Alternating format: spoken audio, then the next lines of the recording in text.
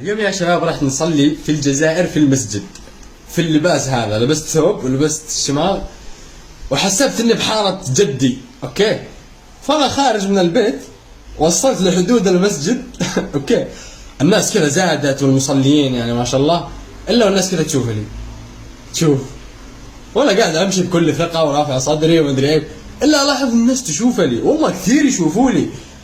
مدري حسيت بعدم ثقة، حسيت ان في حاجة في وجهي ما اطمن.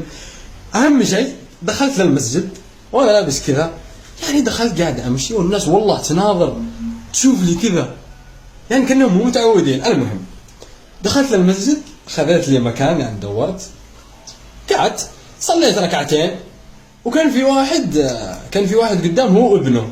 اوكي، وبعدين الابن التفت شاف فيا، اوكي، وبعدين شاف فيا واشر علي وقاعد يضحك، وانا قاعد وانا قاعد كذا والولد قاعد يضحك بصوت عالي، والناس اللي جنبنا قاعدين يشوفوا، يعني لفت الانتباه لي. قالت الله ياخذك يا ولد، ايش جاب ابوك اليوم تصلى؟ ايش جابك اليوم تصلى؟ سمع في المسجد كله. ف يعني انا ايش قلت اسوي نفسي فريد من نوعي، يعني رايح بالثوب هذا ومدري ايش، بسوي فريد لابس. انا لا تشوف، والله الجزائريين فردوني ورجعوني للبيت. والله احبكم ولايك واشتراك. بس حبيت اقول لكم القصه هذه الصغيره، وبيس.